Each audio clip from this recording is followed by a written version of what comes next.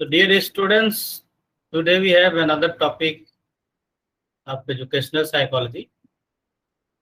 Yeah, we can say application of psychology in education. That is exceptional children, their problems and remedial measures. ये सबसे पहले देखते हैं कि ये एक्सेप्शनल चिल्ड्रन है क्या। एक्सेप्शनल चिल्ड्रन के लिए जो शब्द इस्तेमाल हुआ है, इस टर्म एक्सेप्शन का अलग अलग लोगों के लिए अलग अलग मतलब रहा है।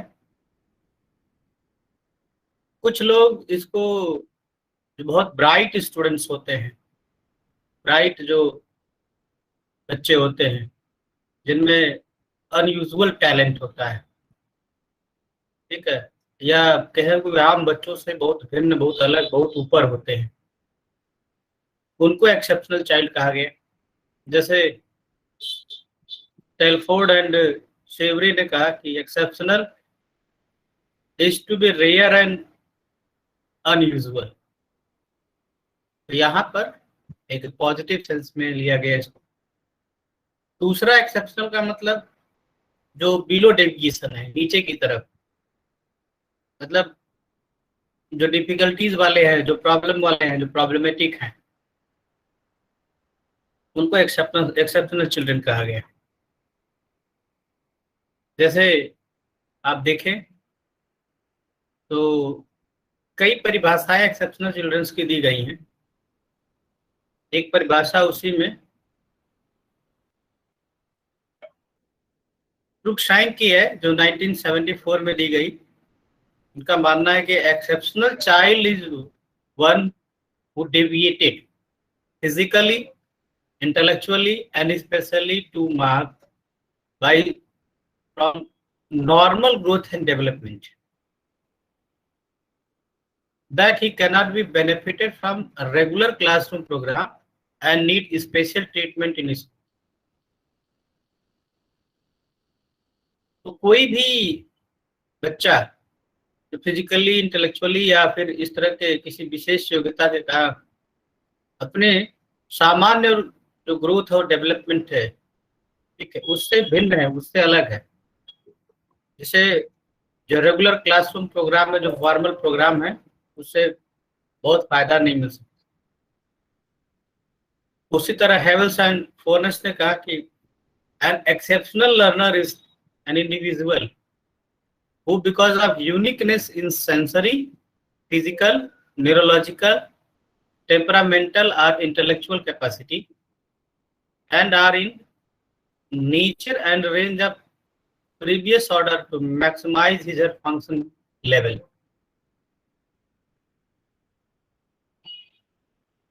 उसी तरह से जो है हेवल्स ने दूसरे तरह से इसको थोड़ा सा और ब्रॉड किया कि कोई भी बच्चा जो सेंसरी, फिजिकल, न्यूरोलॉजिकल या इंटेलेक्चुअल कैपेसिटी में यूनिक है, अनोखा है,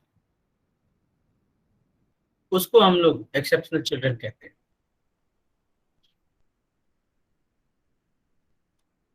अभी जो है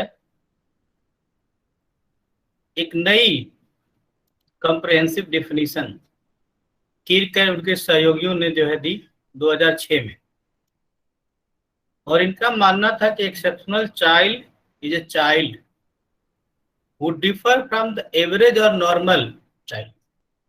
एक्सेप्शनल चाइल्ड है वो बच्चा है जो सामान्य औसत बच्चों से भिन्न है। किस संदर्भ में?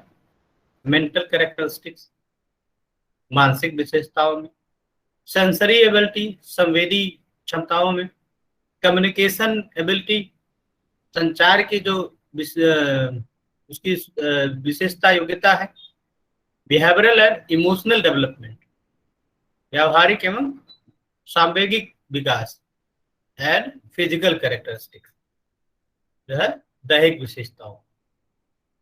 तो एक्सेप्शनल जो चिल्ड्रन हैं वो नॉर्मल चिल्ड्रन से इनमें से किसी भी फॉर्म में भिन्न हो सकते हैं, ठीक।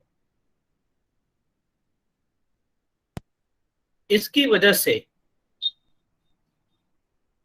उनकी जो यूनिक कैपेबिलिटीज है उनके लिए स्पेशल एजुकेशन की आवश्यकता है। आप इन परिभाषाओं को देखें तो आपको ये समझ में आ रहा होगा कि एक्सेप्शनल चिल्ड्रंस को जो रेगुलर और जो क्लासरूम प्रोग्राम्स हैं उनसे बेनिफिट नहीं हो सकता, क्योंकि उनको स्पेशल मटेरियल और स्पेशल उनकी रिक्वायरमेंट है। ठीक है, तो अगर आप डेवलपमेंट के ऑर्डर को देखें तो सबसे पहले जो है इसको हैंडीकैप कहा गया, फिर चैलेंज कहा गया, फिर पर्सन विथ स्पेशल एबिलिटीज कहा गया, और अभी वर्तमान में इनके लिए एक नया शब्द इस्तेमाल हो रहा है, दिव्यांग, जो आपके प्रधानमंत्री की जो है वोकैबुलरी है, उनके टर्मिनोलॉजी है दिव्यांग जन। यहाँ पर जो है हम लोग एक्सेप्शनल चिल्ड्रेन, चूंकि हमारा सिलेबस है इसलिए हम लोग एक्सेप्शनल चिल्ड्रंस के ही टर्म में चीजों को देखेंगे।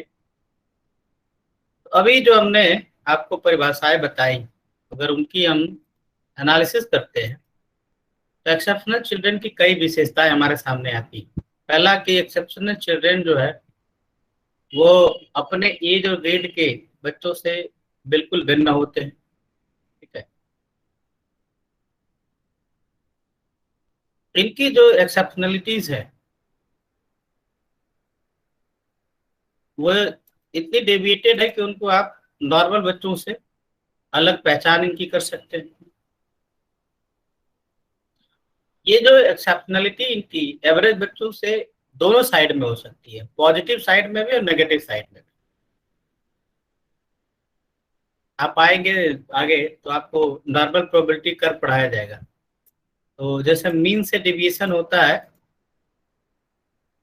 कि जो एवरेज होते हैं उनकी मीन से अगर पॉजिटिव डिविएशन है, आईक्यू क्वेश्चन में मान लीजिए 100 to 120 अगर एवरेज आईक्यू है तो 120 से ऊपर जो होंगे 140, 50, 60 जिसका आईक्यू होगा वो भी एक्सेप्शनल माने जाएंगे। ठीक, और जो कम होगा, जो 50-60 आईक्यू वाले होंगे, 40-30 आईक्यू वाले होंगे, वो भी एक्सेप्शनल माने जाते हैं। तो जो 150 वाला है पॉजिटिव डेविएशन है, लेकिन जो केवल 50 है वो नेगेटिव डेविएशन। ठीक है, तो दोनों तरह से डेविएशन होते हैं। तो जो एक्सेप्शनल चिल्ड्रन है ये टर्म सुपीरियर और इंफीरियर दोनों तरह के ग्रोथ और डेवलपमेंट को शो करने के लिए होता है, जिसका बहुत अधिक विकसित हो गया है और जिसका कम। Physical, mental, social, emotional, moral, behavioural जो भी डेवलपमेंट है वो अगर सुपीरियर है तो भी एक्सेप्शनल में आता है, और इंफीरियर है तो भी एक्सेप्शनल के अंतर्गत आता है। ठीक है,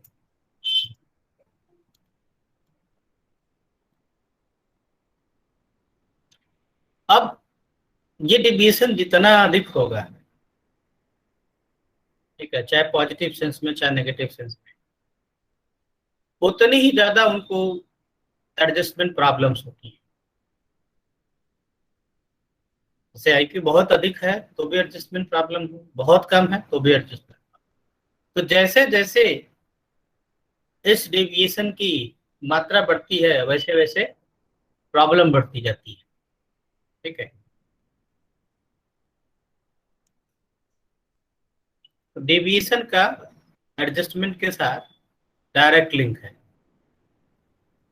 अब मैंने भी आपको बताया कि एक्सेप्शनलिटी पॉजिटिव डायमेंशन में अगर है तो उसको हम लोग गिफ्टेड और टैलेंटेड चिल्ड्रन कहते हैं, और अगर नेगेटिव डायमेंशन में है तो हम उसको हैंडीकैप, लर्निंग डिसेबिलिटीज या बिहेवियरल प्रॉब्लम्स के रूप में उसको देखते हैं। ठीक है, एक दूसरा ग्रुप भी है इन दोनों के अलावा जो चिल्ड्रन एट रिस्क के रूप में जाना जाता है। फिर कोई लर्निंग डिसेबिलिटीज नहीं होती है, ठीक है, पर बाद में डेवलप हो सकती है, रिस्क फैक्टर होता है। जैसे कोई बर्थ के समय या किसी तरह के इन्वायरमेंटल इश्यूज की वजह से, जैसे आप रह रहे हैं हजार्डस इन्वायरमेंट है, नर्चरिंग में इनकी वजह से ऐसी कंडीशंस होती है कि बहुत से बच्चे इसमें रिस्क पर होते हैं। ठीक है, ऐसे बच्चे लर्निंग डिफिकल्टीज और सोशलाइजेशन मैचुरेशन डिफिकल्टीज ये सब जो है फेस करते हैं जनरल क्लासरूम में। ठीक है, लेकिन ये दोनों में से किसी, चाहे पॉजिटिव या नेगेटिव डायमेंशंस में कैटेगराइज नहीं हो पाते हैं, क्योंकि वो बहुत, उनके जो कैरेक्टरिस्टिक्स है बहुत ऑब्वियस नहीं होते, बहुत स्पष्ट नहीं होते। अब हम जो एक्सेप्शनल चिल्ड्रंस की जो टाइपोलॉजी है, टाइप्स जिसको आप कहें या क्लासिफिकेशन कहें, तो मुख्य रूप से 5 कैटेगरीज, हालांकि अलग अलग टेक्स्ट में अलग अलग जगहों पर आपको अलग अलग तरह के कैटेगराइजेशन मिलेंगे। हम लोग इसको 5 जो है कैटेगरीज में बांट कर उसको देखेंगे। पहला है इंटेलेक्चुअली एक्सेप्शनल, दूसरा है फिजिकली चैलेंज, तीसरा है कम्युनिकेशनल एक्सेप्शनल, चौथा है बिहेवियरल और इमोशनल एक्सेप्शनल, और चौथा है मल्टीपल एक्सेप्शनल। ठीक है, तो एक एक करके हम लोग देखें कि पहली चीज जो है इंटेलेक्चुअल एक्सेप्शनल्स क्या है। इंटेलेक्चुअल एक्सेप्शनल्स में वो बच्चे आते हैं जो उनका आईक्यू सामान्य से या तो बहुत अधिक होता है या कम होता है, यानी एवरेज से डेविएशन होता है इंटेलेक्चुअल। अब इसमें बेसिकली 3 कैटेगरी आती है। एक तो गिफ्टेडनेस की आती है, जिसको आप सुपीरियर टैलेंटेड ये बोलते हैं। ठीक है, और ये वो बच्चे हैं जिनका आईक्यू एवरेज से ज्यादा होता है, ये 130 से लेके 180 और अबव हो सकता है। जो नॉर्मल पॉपुलेशन हमारी है, ऐसे बच्चों के जो परसेंटेज है वो 2 से 7% एवरेज पॉपुलेशन में होते हैं। ठीक है, और स्पेशल प्रोविजन के सेंस में कहें तो सबसे ज्यादा ये नेग्लेक्टेड है, क्योंकि सरकार इनके लिए कोई योजना कोई प्लान नहीं लाती। ठीक है, बहुत रेयर, बहुत कम प्रोग्राम्स इनके लिए चलाए जाते हैं। आपको स्पेशल एजुकेशन मिल जाएगा, स्पेशल स्कूल्स मिल जाएंगे, लर्निंग डिसेबिलिटीज वाले मिल जाएंगे, फिजिकली जो चैलेंज है उनके लिए मिल जाएंगे, लेकिन गिफ्टेडनेस के लिए बहुत कम। केंद्र सरकार की 2 योजनाएं हैं जो आपको जाननी चाहिए, क्योंकि हम रेमेडियल की भी बात कर रहे हैं इसमें। तो जो रेमेडियल मेजर्स है एक्सेप्शनल्स के लिए, यानी कि गिफ्टेडनेस के लिए, वो क्या है कि इनके टैलेंट को आइडेंटिफाई करना और इनको उसी हिसाब से नर्चर करना। ठीक है, तो आप देखेंगे केंद्र सरकार की 2 योजनाएं हैं। ग्रामीण क्षेत्रों के लिए जवाहर नवोदय विद्यालय है, और शहरी क्षेत्रों के लिए जो है केंद्रीय विद्यालय। इनका मकसद यही था कि ग्रामीण क्षेत्रों में भी जो सुपीरियर टैलेंट हैं उनको आइडेंटिफाई करके और उनको उनके अनुसार, उनकी स्पीड के अनुसार, उनके एक्यूरेसी के अनुसार उनको जो है ट्रेंड करना, उनको पढ़ाना लिखाना। तो उसमें आप जानते हैं कि एग्जाम्स होते हैं जिसके आधार पर सिलेक्शन होता है 6 क्लास के लिए, और इन हाउस टीचिंग प्रोग्राम है 6 to 12। तो एक सरकार का रेमेडियल प्रोग्राम ऐसे बच्चों के लिए है, शहरी क्षेत्रों में भी है उसी तरह से, इसको हम लोग केंद्रीय विद्यालय कहते हैं। ये 2 महत्वपूर्ण योजनाएं इनके ऐसे लिए हैं।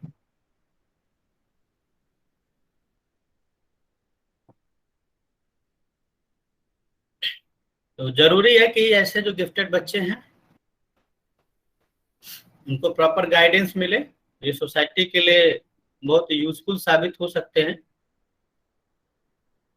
क्योंकि नॉर्मल जो प्रोग्राम है टीचिंग का, उनके साथ इनको अगर डील किया जाए तो ये प्रॉब्लमेटिक चाइल्ड के रूप में भी हो सकते हैं।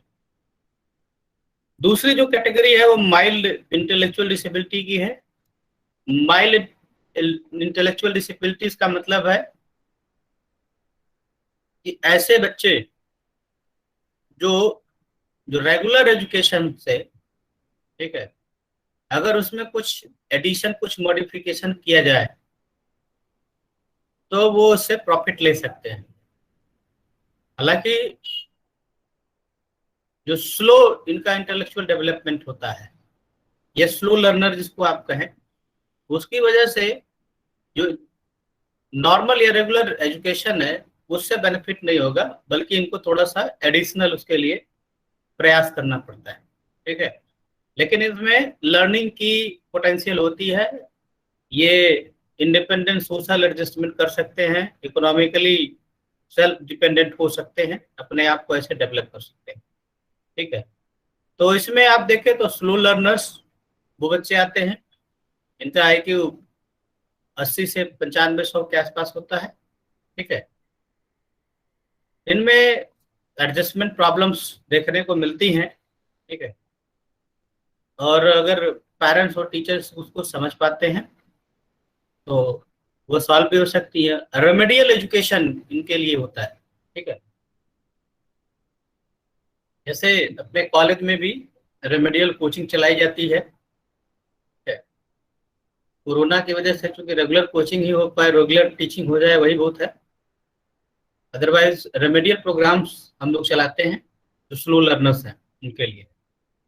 ठीक है, तीसरी जो कैटेगरी है वो है, मतलब इसी में जो है मेंटली हैंडीकैप या एजुकेशनली जो मेंटली रिटार्टेड जिसको आप कहते हैं, जिनका IQ 50 से 75 होता है। ठीक है, 50 से 75-80,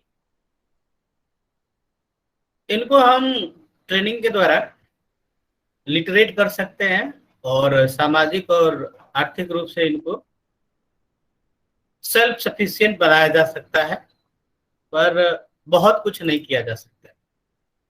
तीसरा डेवलपमेंटल डिसेबिलिटी,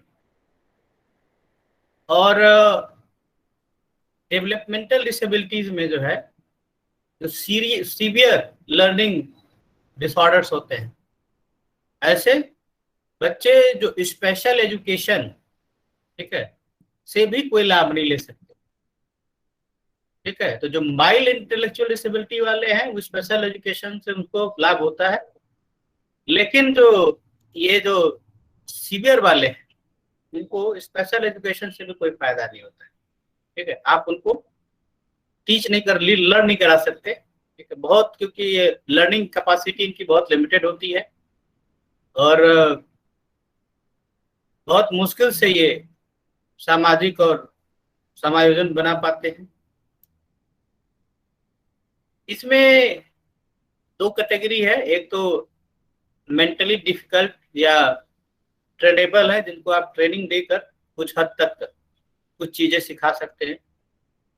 इनका मेंटल एज 4 से 8 साल के बच्चों तक का ही होता है। एडल्टहुड में भी ये 8 साल के 5 साल के बच्चों की तरह ही इनका IQ होता है, लेकिन बेसिक स्किल ट्रेनिंग आप इनको दे सकते हैं।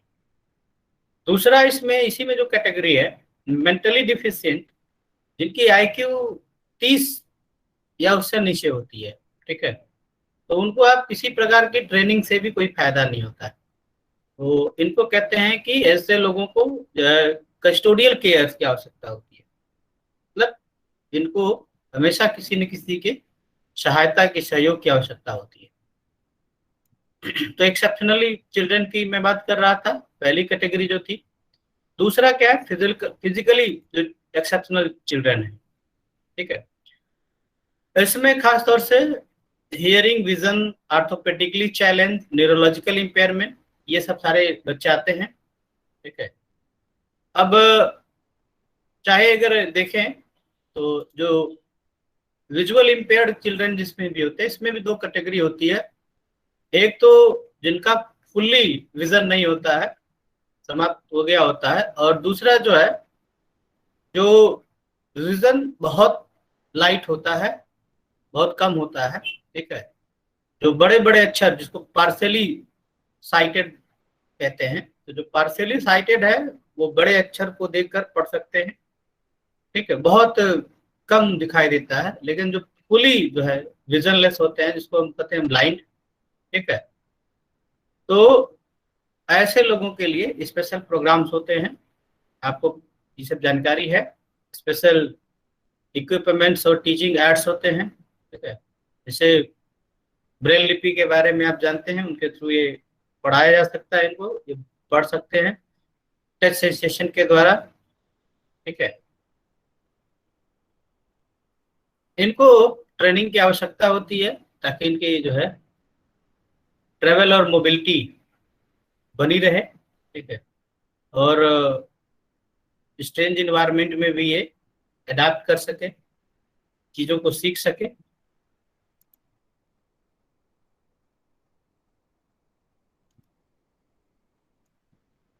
दूसरा हियरिंग इम्पेयरमेंट से रिलेटेड इसमें आता है। इसमें भी उसी तरह का इशू है, फुल लॉस और पार्शियल लॉस। जो फुल लॉस वाले होते हैं उनको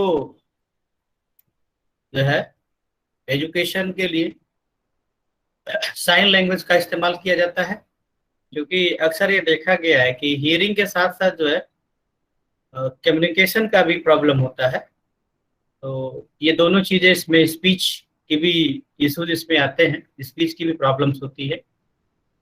फुल लॉस और पार्शियल लॉस इसमें भी, इस कैटेगरी में भी आता है। इसी तरह से फिजिकली में जो है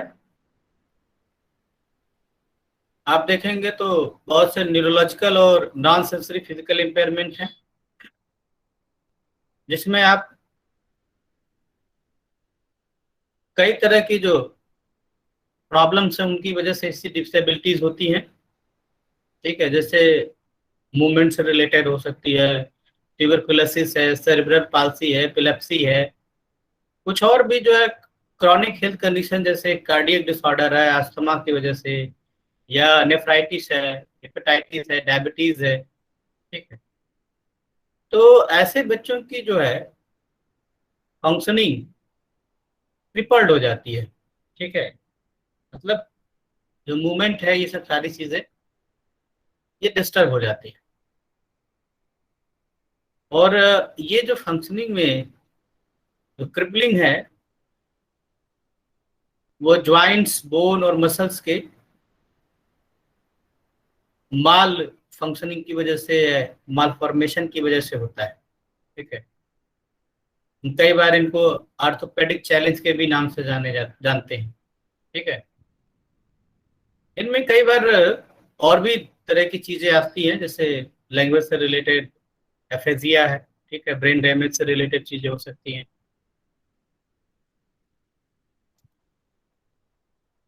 अब हम तीसरी जो कैटेगरी बात कर रहे हैं वो है कम्युनिकेशन एक्सेप्शनल। इसमें एक ऑटिज्म आता है। ऑटिज्म मतलब ये बच्चे खुद में जो है अपने आप से बातचीत करते हैं, खुद में बिजी रहते हैं, ठीक है, और इनका एजुकेशनल डेवलपमेंट बहुत पुअर होता है, बहुत इंटरेक्ट नहीं करते हैं दूसरे लोगों के साथ, ठीक है। उसी तरह से कम्युनिकेशन में deaf and hard of hearing होता है, जो बोल नहीं सकते, जो सुन नहीं सकते, उनको भी कम्युनिकेशन एक्सेप्शनलिटीज में रखा जाता है।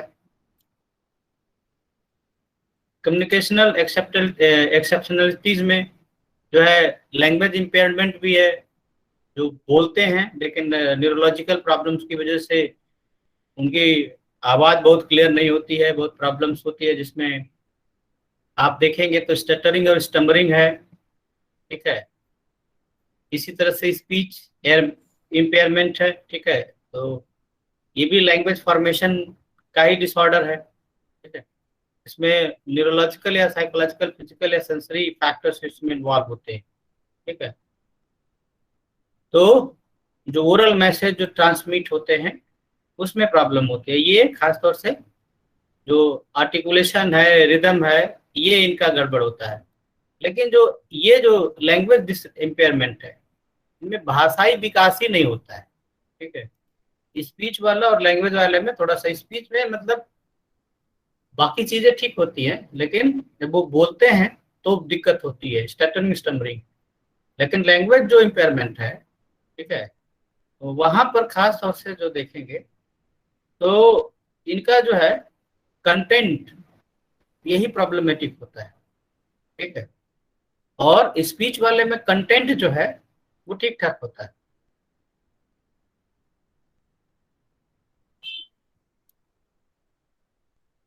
तो उसी तरह लर्निंग डिसेबिलिटीज भी कम्युनिकेशनल एक्सेप्शनलिटी में आती है। और लर्निंग डिसेबिलिटी आपको जैसे पता है कि ये न्यूरो डेवलपमेंटल डिसऑर्डर है। इसमें कई तरह के डिसऑर्डर आते हैं। एक बहुत चर्चित नाम है जो आप जानते हैं, डिसलेक्सिया, ठीक है। इसको लर्निंग डिसेबिलिटीज के अंतर्गत रखा गया है। आपने मूवी देखी होगी तारे जमी पर, ठीक है। बहुत बड़े बड़े लोगों को जो है इस तरह के प्रॉब्लम्स हैं। तो ये लर्निंग डिसेबिलिटीज की पूरी कैटेगरी है जिसमें डिसलेक्सिया है, कुलकुलिया है, जो है एग्राफिया है। इसमें कुछ पढ़ने की प्रॉब्लम होती है, कुछ लोगों को लिखने की प्रॉब्लम होती है, कुछ लोगों को कैलकुलेशन की प्रॉब्लम होती है, ठीक है। तो ये लर्निंग डिसेबिलिटीज का पूरा एक क्लास है। और उसके जो है ये एकेडमिकली जो है ये बहुत परफेक्ट नहीं होते हैं, अंडर अचीवर्स होते हैं, क्योंकि प्रॉब्लम्स होती हैं उनकी वजह से रीडिंग, राइटिंग, मैथमेटिक्स, ये सब स्किल इनके प्रभावित होती है, ठीक है। उसी तरह से बिहेवियरल और इमोशनल जो है एक्सेप्शनलिटीज है। इसमें खास तौर से बच्चों को एडजस्टमेंट प्रॉब्लम्स होती हैं, ठीक है। और ये एडजस्टमेंट प्रॉब्लम उनके एजुकेशनल परफॉर्मेंस को बहुत ज़्यादा प्रभावित करती है। ऐसे बच्चे इंटरपर्सनल रिलेशनशिप को बनाने और उसको मेंटेन करने में प्रॉब्लम फेस करते हैं। इनमें बहुत अधिक फियर और एंजाइटी होती है, इम्पल्सिव रिएक्शंस होते हैं, कंपल्सिविटी होती है, ठीक है। तो ये जो है ऐसी चीजें जो जिसमें ऐसे बच्चे जो इमोशनली डिस्टर्ब हैं और उनकी वजह से उनका जो व्यवहार है वो बहुत कुछ समायोजित होता है। और ये जो इमोशनल डिस्टरबेंस का जो है सोशल जो माल एडजस्टमेंट का जो कारण है वो फैमिली इश्यूज की वजह से होता है, डेवलपमेंटल डिस्टरबेंसेस की वजह से हो सकता है, इकोनॉमिकल, सोशल या रिलीजियस या इस तरह के एथनिक जो कॉन्फ्लिक्ट है उनसे हो सकता है। अनहैप्पी होम, जहाँ पर परिवार अच्छे नहीं है, संतुष्ट जहाँ पे नहीं है। इमोशनल इनसिक्योरिटी से हो सकता है। ओवर क्राउडिंग, जैसे अगर घर में है बहुत ज़्यादा है, चाहे स्कूल में बहुत ज़्यादा बच्चे हैं, तो ये तमाम तरह के ऐसे इश्यूज हैं जिनकी वजह से ये बिहेवियरल और इमोशनल एक्सेप्शनलिटीज हो सकती हैं, ठीक है। ऐसे बच्चों को की जो है स्पेशल केयर और नीड की आवश्यकता होती है। और इन पर अगर ध्यान दिया जाए तो ये नॉर्मल और रेगुलर कर सकते हैं, ठीक है। क्योंकि ये इमोशनली डिस्टर्ब होते हैं इसलिए पूरे क्लास को डिस्टर्ब कर सकते हैं, टीचर्स को डिस्टर्ब कर सकते हैं, ठीक है। तो खास तौर से इनको मेंटल हाइजीन जो इनका है उसको बनाए रखने के लिए ऐसे बच्चों को चाइल्ड गाइडेंस स्पेशलिस्ट या चाइल्ड काउंसलिंग स्पेशलिस्ट की आवश्यकता होती है। पांचवा इसमें है वो मल्टीपल एक्सेप्शनलिटीज है, जिसमें एक से ज्यादा प्रॉब्लम जो है हो सकती हैं, ठीक है। जैसे combination of learning with other disorder, impairment और फिजिकल डिसेबिलिटी, ठीक है। तब दो तीन चीजें एक साथ होकर इसको और कॉम्प्लिकेटेड कर देती हैं, ठीक है। अब जैसे मेंटली रिटार्डेड भी हो और स्पीच का जो है भी प्रॉब्लम हो, ठीक है। एपिलेप्सी भी हो, मेंटल रिटार्डेशन के साथ सेरिब्रल पाल्सी हो, एपिलेप्सी हो, ठीक है। या फिर जैसे ब्लाइंड भी हो और मेंटली हैंडीकैप्ड हो। तो ये मल्टीपल जो एक्सेप्शनलिटीज है ये कॉम्प्लेक्शन को और बढ़ा देती हैं, कॉम्प्लेक्सिटीज और बढ़ जाती हैं, प्रॉब्लम और कॉम्प्लिकेटेड हो जाती है, ठीक है। अब हम बात करते हैं need and problem of exceptional children, यानी क्या क्या प्रॉब्लम्स होती हैं। जो नीड है वही उनकी प्रॉब्लम है, ठीक है। क्योंकि ऐसे बच्चों को, क्योंकि एक्सेप्शनल बच्चे हैं उनको एक नॉर्मल बच्चों की तरह भी नीड होती है और उसके अलावा कुछ स्पेशल नीड भी होती है, ठीक है, जो उनकी एक्सेप्शनलिटी से, उनकी विशेषता से जुड़ी होती है। तो सबसे पहले तो फिजिकल एंड फिजियोलॉजिकल नीड है, जिसकी पूर्ति आवश्यक होती है। ठीक है, तो जैसा मैंने आपको बताया कि कुछ ऐसी कैटेगरीज हैं जिनमें फिजिकल और फिजियोलॉजिकल नीड्स को सेटिस्फाइड करने के लिए भी जो है लोगों की सहायता की आवश्यकता पड़ती है। ठीक है, तो आपको मैंने लास्ट क्लास में, लास्ट सेमेस्टर में नीड हायरार्की थ्योरी पढ़ाई थी। तो उसमें फिजिकल और फिजियोलॉजिकल नीड वही है जो फूड, शेल्टर और ऑक्सीजन, ये सब सारी चीजें आती हैं। दूसरी है सोशियो साइकोलॉजिकल नीड। ठीक है, तो नीड फॉर जो है बायोलॉजिकल नीड और सेफ्टी सिक्योरिटी के बाद लव एंड बिलोंगिंगनेस की जो नीड थी, उसी को हम लोग यहाँ पर सोशियो साइकोलॉजिकल नीड कहते हैं।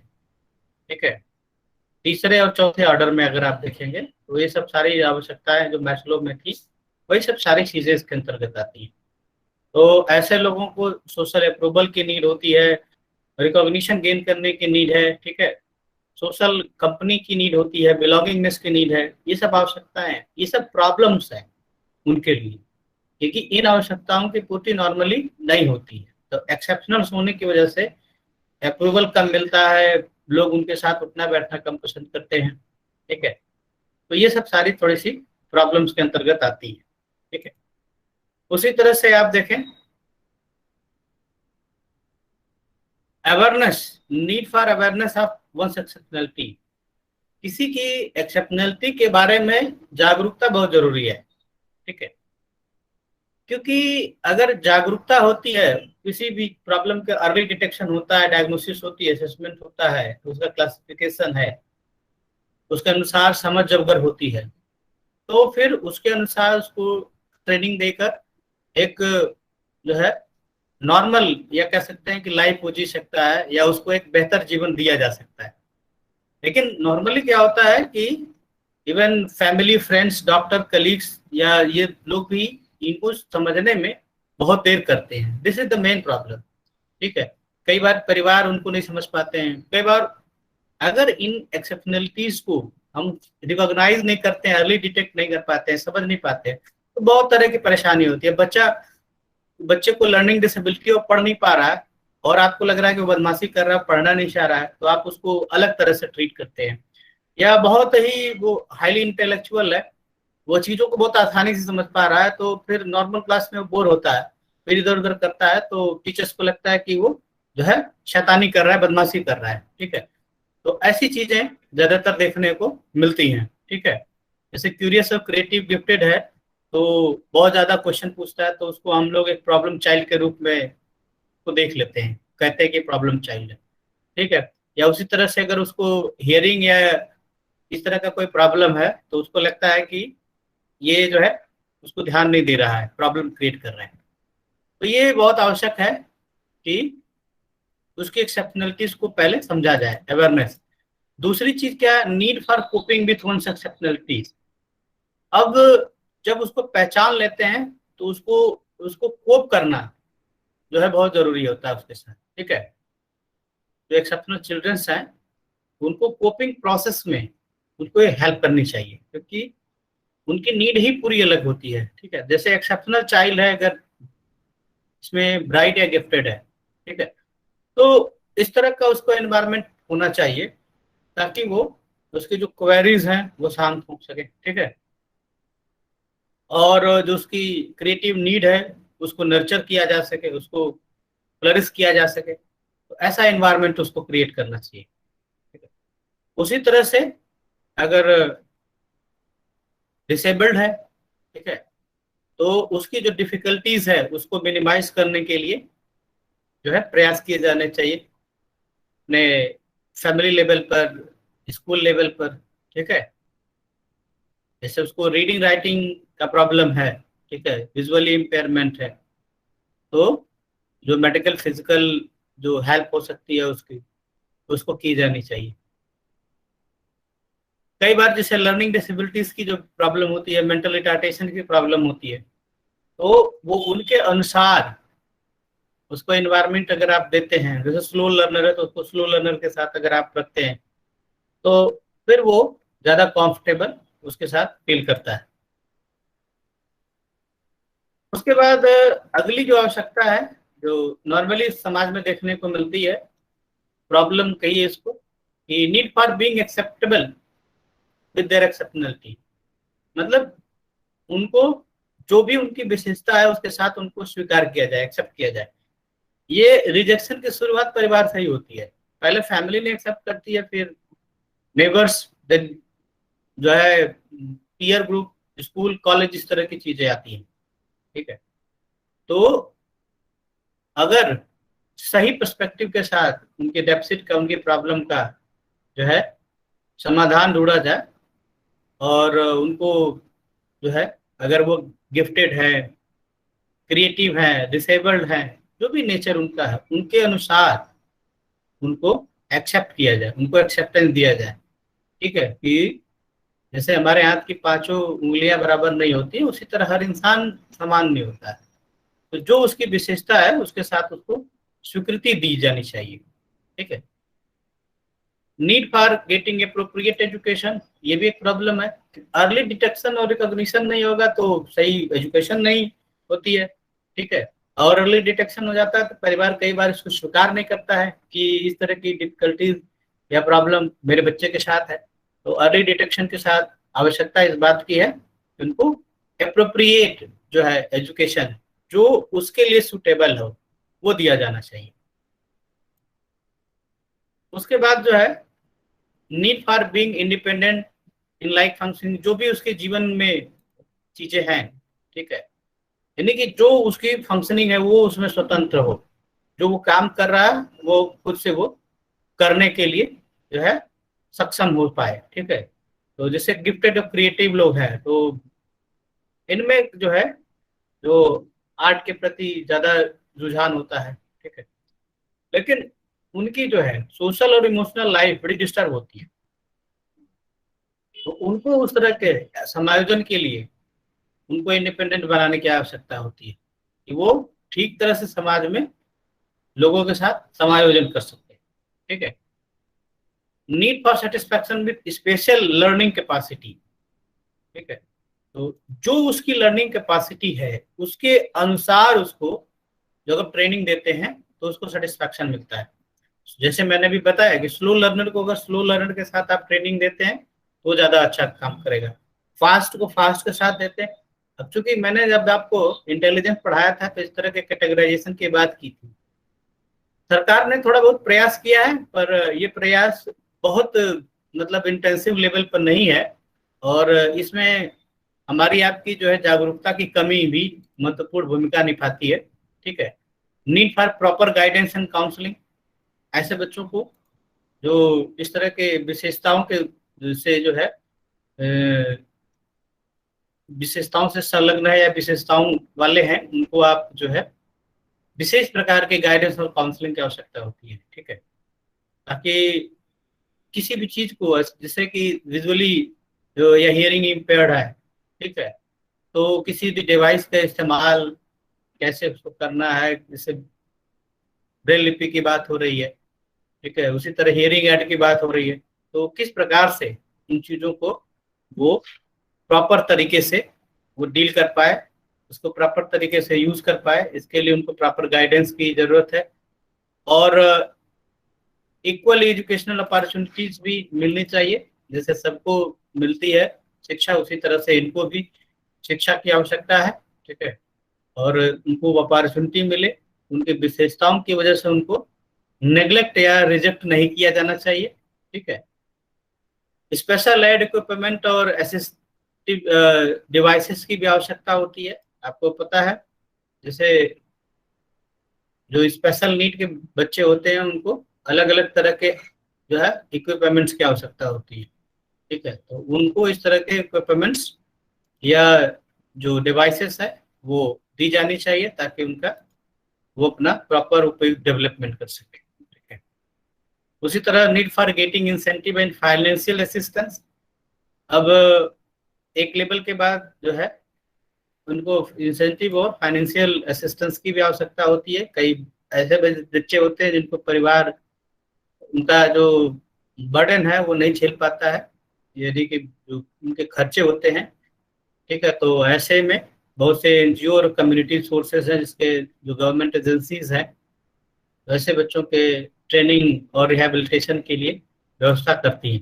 ठीक है, अब थोड़ा सा मैं आपको जो ब्राइट अंडर अचीवर्स हैं उनके रेमेडियल प्रोग्राम्स और स्ट्रेटजीज के बारे में बता दूं। ठीक है, क्योंकि जो बाकी तो आप जानते हैं, ठीक है, स्पेशल एजुकेशन जैसे बनारस में एक संस्था है किरण, वहाँ पर बच्चों को इन हाउस ट्रेनिंग दी जाती है। ठीक है, और उसके बाद वो अपना जो है कोई ना कोई रोजगार प्राप्त कर लेते हैं, जॉब प्राप्त कर सकते हैं, खुद रोजगार कर पाते हैं। इतनी ट्रेनिंग से उनको हो जाती है कि वो अपना लाइफ आसानी से जी पाए। लेकिन जो ब्राइट अंडर अचीवर्स हैं, जिनको हम गिफ्टेड कहते हैं, उनके लिए बहुत कम सुविधाएं हैं। तो इनके लिए जो रेमेडियल्स हैं, उसमें जो है 3 तरह की स्ट्रेटजीज की बात जो है विटमोर ने की थी। और पहली जो स्ट्रेटजी है वो है, इसको सपोर्टिंग स्ट्रेटजीज कहते हैं। ठीक है, तो इनका मानना था कि जो क्लासरूम है, क्लासरूम टेक्निक जिसको आप कहते हैं, उसको इस प्रकार से जो है डिजाइन किया जाए कि वो फैमिली की तरह लगे, फैक्ट्री की तरह नहीं लगे। ठीक है, तो इसमें क्या क्या हो सकता है कि जैसे holding class meeting to discuss students concern, बच्चों की जो प्रॉब्लम है उसको डिस्कस कर किया जाए। ठीक है, designing curriculum activities based on the need and the interest of the children, allowing student to bypass assignment on subject in which they have previously shown competent, जो ऑलरेडी आपको जानते हैं, तो उस असाइनमेंट से जो गिफ्टेड बच्चे हैं उनको बाईपास कर सकते हैं आप। दूसरा है इंट्रिंसिक स्ट्रेटजी, इसमें ये है कि किस प्रकार से उनके सेल्फ कॉन्सेप्ट को जो है बूस्ट किया जाए कि वो बाकी काम अपने आप वो कर लेते हैं। ठीक है, तो जैसे टीचर्स को ऐसे जो बच्चे हैं उनको खास तौर से जो उनके अटेम्प्ट्स हैं उनको इनकरेज करना चाहिए। ठीक है, हमेशा हर अटेम्प्ट पर सक्सेस हो ये जरूरी नहीं है। ठीक, उसके बाद स्टूडेंट्स का जो इनपुट क्लासरूम के रूल्स और रिस्पॉन्सिबिलिटीज के लिए लेना, allow students to evaluate their own progress. ठीक है, वो खुद से जैसे जज करे कि वो कितना सक्षम है। और तीसरा रेमेडियल स्ट्रेटजीज है। रेमेडियल स्ट्रेटजीज में स्टूडेंट्स को जो है इतनी व्यवस्था देने की बात होती है ताकि वो अपने जो लर्निंग डेफिशिएंसीज हैं उनको वो पूरा कर सके। ठीक है, रेमेडियल का मतलब है कि यहाँ पर एक ऐसा सेफ इन्वायरमेंट जिसमें इस मिस्टेक्स अगर होती भी है तो उसको एक लर्निंग आउटकम के रूप में आप देख सकते हैं। ठीक है, गोइंग नेक्स्ट स्टेप के रूप में उसको देख सकते हैं। तो यहाँ पर रेमेडियल स्ट्रेटजीज की बात है कि हमेशा उसको पॉजिटिव डायरेक्शन में पुशअप करने की बात होती है। ठीक है, स्पेशल एजुकेशन, ऐसे ही बच्चों की जो प्रॉब्लम्स हैं उनके लिए रेमेडियल स्टेप है, जिसमें खास तौर से अगर आप देखें तो स्पेशल एजुकेशन की विशेषता क्या होती है कि स्पेशली डिजाइन इंस्ट्रक्शंस होते हैं। यानी कि जो एक्सेप्शनल चिल्ड्रन है उनकी नीड के अनुसार इंस्ट्रक्शंस होते हैं, कुरिकुलम अलग होता है। ठीक है, अगर गिफ्टेड है तो उनका कुरिकुलम अलग होगा, स्लो लर्नर है तो उनका अलग। स्पेशल फैसिलिटीज भी होती है उनके लिए और स्पेशल सर्विसेज भी है। स्पेशल फैसिलिटीज का मतलब, अगर जैसे मान लीजिए ब्लाइंड है तो उसको ब्रेन लिपि की आवश्यकता है, अगर विजुअली इम्पेयर्ड है, सॉरी हियरिंग से रिलेटेड है, तो अगर ऐड कोई हियरिंग ऐड से उसको कुछ मदद मिल सकती है तो वो जरूरत है। फिजिकली अगर चैलेंज है तो उसके लिए जो है सीढ़ी लिफ्ट इस तरह की कोई व्यवस्था जिसमें वो आसानी से मूव कर सके। और उसके अलावा स्पेशल सर्विसेज भी होती हैं स्पेशल एजुकेशन में। ठीक है, जैसे मैंने अभी बताया काउंसलिंग सर्विसेज।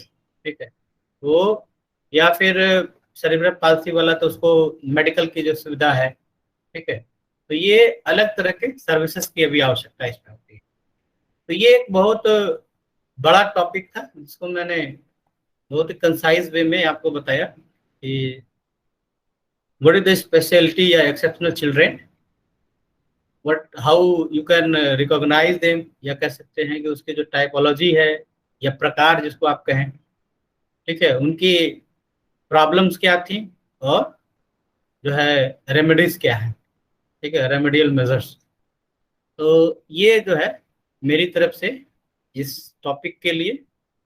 अब आपके मन में अगर कोई जिज्ञासा है तो आप पूछ सकते हैं।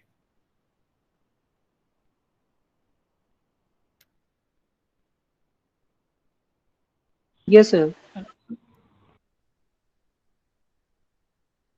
सर ये स्पेशल एजुकेशन में स्पेशल सर्विसेज सर बता दीजिए। स्पेशल का मतलब होता है कि जो बच्चे की नीड है, जैसे कि सेरेब्रल पॉलिसी वाला बच्चा है तो उसको मेडिकल की आवश्यकता होगी ना, ठीक है।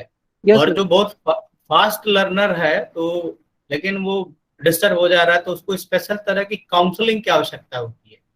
तो सर्विसेज का या मतलब, या अगर इस तरह का कोई और दिक्कत है तो उन सर्विसेज से मतलब है जिनकी आवश्यकताएं ऐसे बच्चों को होती है। और फैसिलिटीज का मतलब उनको सपोर्टिंग एड जिसको कहते हैं इंस्ट्रूमेंट से मतलब होता है, ठीक है। जैसे यस सर। क्लासरूम के अनुसार डिजाइन हो, आने जाने में सुविधाजनक हो, ठीक है। तो ये तो फैसिलिटीज हो गई।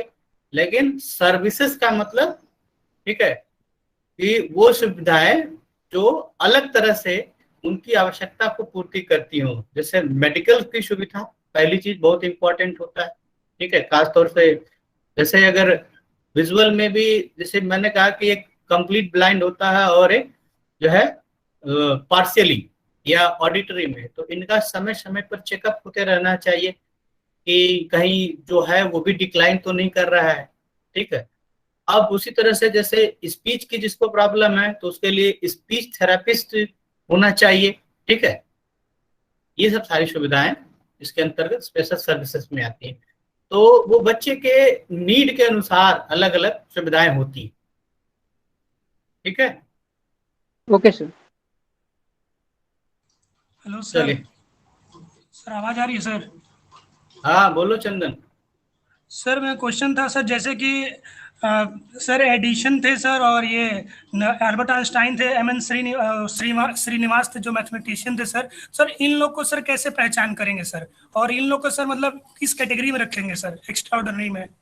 शुरुआत किया था मैंने, पहले किस पर किया था? इंटेलेक्चुअल एक्सेप्शनलिटी से किया था, उसमें गिफ्टेडनेस किया था ना, बताया। Yes sir, yes sir. तो गिफ्टेडनेस में मैंने क्या बताया कि जिनकी आईक्यू 130 से ऊपर 170 80 90 ऐसे हो सकती है, ठीक है। तो इनकी पहचान के लिए आईक्यू टेस्ट होते हैं, ठीक है, और उसके आधार पर इनकी पहचान की जा सकती लेकिन सर इन लोग को अगर देखा जाए सर, अगर नॉर्मल क्लास में सर, तो इन लोग को कुछ जो नॉर्मल सब्जेक्ट वो नहीं पढ़ते थे, वो ना स्पेशल सब्जेक्ट पढ़ते थे सर। तो है। सर इससे वो लोग। इसीलिए तो इनको एक्सेप्शनली कहा जाता है। इसीलिए तो मैंने बताया कि इनकी अगर विशेषताओं को न पहचाने तो इनकी इन चीजों को हम समस्या समझ लेते हैं, ठीक है। तो प्रॉब्लम तो यही है ना कि इनकी पहचान, और रेमेडी क्या है? आईक्यू टेस्ट, ठीक है। तो अगर सही समय पर, जैसे फॉरेन में है कि 5 साल 4 साल के बाद बच्चों का आईक्यू टेस्ट होता है। अब यहाँ पर तो आईक्यू टेस्ट के नाम पर क्या होता है पता नहीं। अब बहुत अच्छा स्कूल है तो वो आईक्यू टेस्ट नहीं करता है, वो टेस्ट करता है कि पेरेंट्स इसके फीस भरने में सक्षम है कि नहीं, ठीक है। तो अगर आप फीस भरने में सक्षम है तो जिस भी आईक्यू का बच्चा हो कोई बहुत फर्क नहीं पड़ता है। ये इशूज हैं, इसीलिए तो प्रॉब्लम और रेमेडीज की बात हो रही है।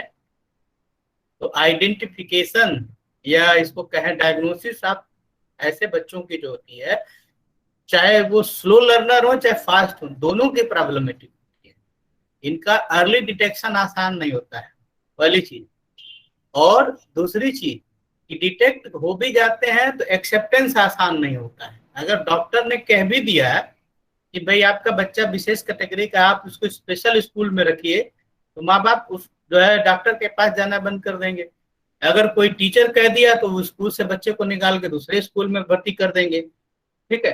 तो डिटेक्शन अपने आप में डायग्नोसिस वैसे ही प्रॉब्लम है, और उससे भी ज्यादा प्रॉब्लम है acceptance of such kind of exceptionalities, तो चाहे पॉजिटिव सेंस में हो चाहे नेगेटिव सेंस में, ठीक है। Sir second question sir sir LGBT community के जो बच्चे होंगे सर, वो किस कैटेगरी में आएंगे? क्या चीज? एलजीबीटी कम्युनिटी के जो बच्चे होंगे सर, वो किस कैटेगरी में आएंगे? पहले हमको बताओ एलजीबीटी कम्युनिटी है क्या? सर लेस्बियन, गे, ट्रांसजेंडर और बाइसेक्सुअल। तो उसमें क्या दिक्कत है? सर सोसाइटी उन लोग को एक्सेप्ट नहीं करता सर जल्दी। नहीं, सोसाइटी से एक्सेप्टेंस से उनके क्या बोलते हैं, क्वालिटीज और कैलिबर पर क्या फर्क पड़ता है?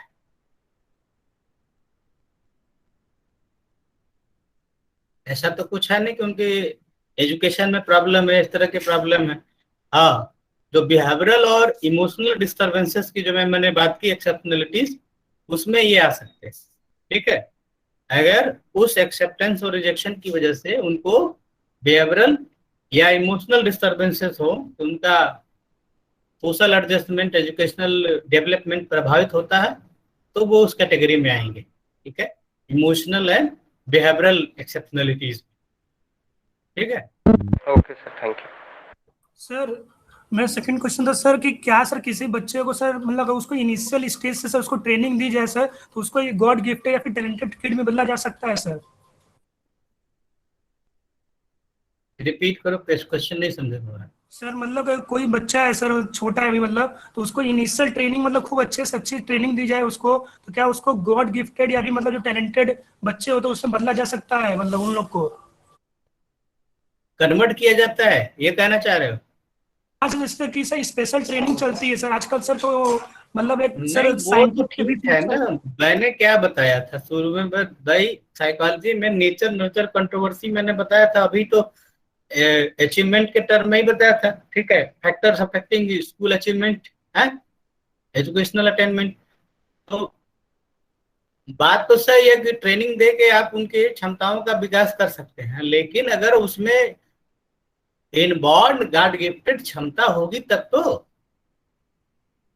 भाई उनका जो जेनेटिक मेकअप है उसी के अनुरूप में उनका विकास होगा। ठीक है, तो अगर जेनेटिक्स नहीं उसकी सपोर्ट कर रही है, मैंने जैसे कि तुम्हारा फोन है मान लो, जो है उसमें 2 GB की रैम है, तो तुम उसमें गेम खेल पाओगे? अगर आपका फिजिकल सिस्टम सपोर्ट नहीं करता है सॉफ्टवेयर को, तो सॉफ्टवेयर क्या उसमें इंस्टॉल हो पाएगा? इस प्रश्न का उत्तर खोजो। कि सिंपल सी नो चीज सर। है कि अगर आपका मोबाइल जो है 16 GB का मान लो, जिसकी हार्ड डिस्क है, मेमोरी है, और 2 GB की रैम है, तो उसमें जब मल्टी फंक्शन करोगे तो क्या करेगा? वो हैंग कर जाएगा ना। बहुत से सॉफ्टवेयर है जिसकी रिक्वायरमेंट होती है 4 GB की, तो क्या उसको इसमें इंस्टॉल कर पाओगे? चाहे जितने भी ट्रेंड इंजीनियर तुम हो, अगर इंस्टॉल कर भी लोगे तो क्या होगा? हैंग हो जाएगा, करप्ट हो जाएगा। ठीक है, तो उसी तरह से ट्रेनिंग का इम्पैक्ट उसी हद पर पड़ता है जितना उसकी बायोलॉजिकल जो है मेकअप होता है, बायोलॉजिकल स्ट्रक्चर होता है। तो उसका अगर जेनेटिक मेकअप उस लेवल का नहीं है, तो आप उसको ट्रेनिंग देकर कहाँ ले जाएंगे? ठीक है, ट्रेनिंग से आप उन्हीं सर क्षमताओं को दिखा सकते हैं जो ऑलरेडी उसमें है। ट्रेनिंग का यही रोल होता है। चलिए, सर ये जो मतलब जो बच्चे इस कैटेगरी में आते हैं, चिल्ड्रन एट रिस्क की कैटेगरी में, सर उनके लिए क्या मेजर्स हैं? ये सबसे मतलब कह सकते हो कि प्रॉब्लमेटिक इशू है, क्योंकि ये दोनों की किसी भी खास कैटेगरी में नहीं होते।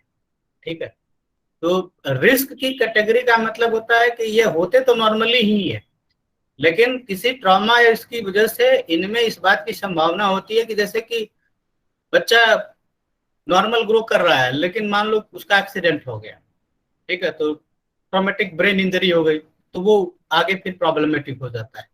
ठीक है, तो अब ड्यूरिंग द बर्थ कई बार लो ऑक्सीजन की वजह से ब्रेन सेल का डेवलपमेंट नहीं हो पाता है ठीक से। तो ये सब इश्यूज होते हैं जो रिस्क कैटेगरी में आते हैं। अब रेमेडियल वही है भाई आपको क्यों सरकार कहती है, माँ बाप कहते हैं कि आप गाड़ी चलाते हैं तो हेलमेट का इस्तेमाल करिए, सेफ्टी प्रिकॉशंस लीजिए। इसीलिए होता है कि अगर डिलीवरी करनी है तो चाहे सरकारी चाहे प्राइवेट किसी हॉस्पिटल में जाइए, क्योंकि सबको सब कुछ नहीं पता होता है, जो एक्सपर्ट्स होते हैं उसी लिए है। ठीक है, तो इस तरह के इशू जो है के लिए रेमेडियल यही है कि प्रिकॉशंस लिए जाए ताकि इस तरह के एबनॉर्मेलिटीज डेवलप ही ना हो। ठीक है सर, टैलेंटेड और सर जो मतलब एक्स्ट्रा ऑर्डिनरी चिल्ड्रन सर, उनको मेजरमेंट करने के लिए सिर्फ सर आईक्यू टेस्ट बना या फिर और कोई मेजरमेंट टेस्ट भी है सर? क्या चीज? जो मेजरमेंट टेस्ट होगा सर इन लोग के मतलब आईक्यू का लेवल का, मतलब इन लोग को टैलेंट के नापने के लिए सर, तो क्या सिर्फ आईक्यू के द्वारा ही किया जा सकता है, फिर और कोई भी टेस्ट बने हुए हैं सर इसके लिए? आईक्यू टेस्ट बहुत तरह के होते हैं, अभी आओगे तो तुम खाली आईक्यू का नाम सुने हो ना। ठीक है, उसमें परफॉर्मेंस टेस्ट होते हैं, उसमें जो है वर्बल टेस्ट होते हैं। वर्बल टेस्ट मतलब आपसे गुणा भाग जोड़ घटाना पूछा जाता है। परफॉर्मेंस टेस्ट में ऐसा कुछ नहीं होता है। अगर आप में इसको फ्लूइड और क्रिस्टलाइज इंटेलिजेंस कहते हैं ना, तो फ्लूइड इंटेलिजेंस के लिए खासतौर से परफॉर्मेंस टेस्ट यूज किए जाते हैं। अगर आप में एबिलिटी है तो आप सॉल्व कर लेंगे, भले आपको ट्रेनिंग मिली हो चाहे मिली। ठीक है, इंटेलिजेंस टेस्टिंग का बहुत बड़ा रेंज है। Hello sir. सर, कोई चाइल्ड है जो सोसाइटी में अनकंफर्टेबल महसूस कर रहा है, तो सर उसके लिए क्या किया जा सकता है? अब मुश्किल देखना पड़ेगा ना, वो अनकंफर्टेबल क्यों महसूस कर रहा है। बिहेवियरल और इमोशनल इश्यूज वाले में बताया था ना मैंने यही बात। ठीक है, अनकंफर्टेबल महसूस करने का उसका कारण क्या है, बहुत सा कारण मैंने बताया। ठीक है, फैमिली प्रॉब्लम हो सकती है, या उसकी खुद की पर्सनालिटी हो सकती है, ऑटिस्टिक चिल्ड्रन हो सकता है। तो रेमेडीज तब आएगी जब हम उसके सही कारण को जान पाएंगे। ठीक है, सर, उसके जैसे रेमेडीज करना हुआ तो किसके पास जाना पड़ेगा? काउंसलर होते हैं, काउंसलर्स। पहले वो आपकी समस्या समझेंगे भाई, जैसे डॉक्टर्स होते हैं ना उसी तरह काउंसलर होते हैं। ओके। ठीक है, साइकोलॉजिकल काउंसलर, जैसे मैं खुद भी हूँ, मैं भी काउंसलिंग करता हूँ, लेकिन मैं प्रोफेशनल नहीं हूँ, मैं बस खाली अपने कॉलेज के बच्चों के लिए ही हूँ। सर, कॉलेज के बच्चों के लिए मतलब आपसे मिला जा सकता है इसके लिए? मिल सकते हो, अगर कॉलेज ओपन होता है तो जिसकी प्रॉब्लम है मिल सकता है। हम लोग के काउंसलिंग सेंटर चलाते हैं ना, उसका हमारा टाइम नॉर्मली 3 से 4 होता है। ठीक है, अलग अलग दिन अलग अलग लोग होते हैं, आप आपसे मिल सकते हैं अगर इस तरह की कोई इशू हो तो। ठीक है, बट अभी तो सब बंद चल रहा है ना, कैसे मिलोगे? यस सर, कॉलेज ओपन होने पर। हाँ एक्सक्यूज मी सर। हाँ सर, सर काउंसलर में भी एक्सपर्टाइजेशन होते हैं अलग अलग क्षेत्र का, या एक ही काउंसलर? बिल्कुल बिल्कुल, बहुत तरह के काउंसलर होते हैं। ठीक है, जैसे में सर? स्कूल काउंसलर होते हैं, फैमिली काउंसलर होते हैं, मैरिज काउंसलर होते हैं, एकेडमिक्स काउंसलर होते हैं, करियर काउंसलर होते हैं, इंडस्ट्रियल काउंसलर होते हैं। ठीक है, मतलब बहुत तरह के काउंसलर्स होते हैं। वो काउंसलिंग की जो फील्ड है बहुत बड़ी है। अब एक्सपर्टी जैसे डॉक्टर होते हैं ना, तो एक तो होता है फिजिशियन जो नॉर्मल होता है, दूसरे उसके बाद होते हैं ना कान का डॉक्टर अलग है, आंख का अलग है, ठीक है, दिमाग का अलग है, हार्ट का अलग है, किडनी का अलग है, ज्वाइंट हड्डी का अलग डॉक्टर है। उसी तरह काउंसलर भी बहुत होते हैं। ठीक है, उनके अलग अलग स्पेशलाइजेशन पर डिपेंड करता है।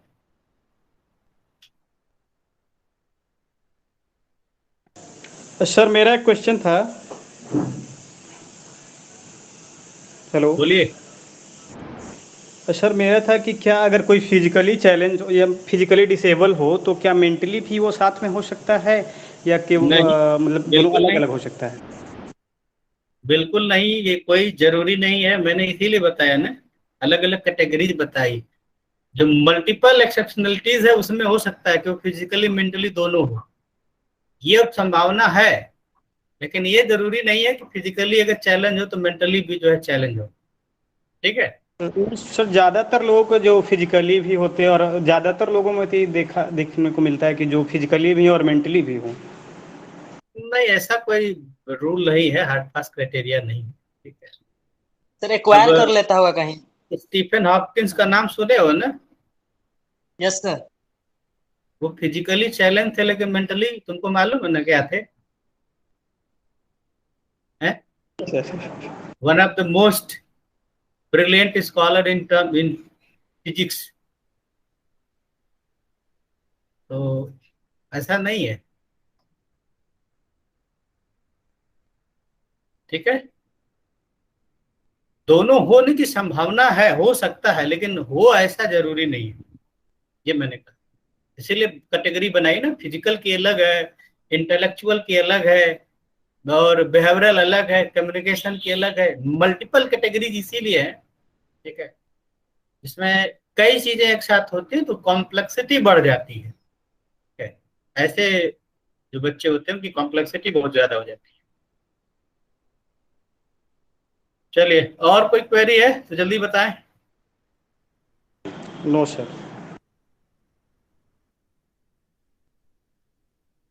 So thank you all for today's class.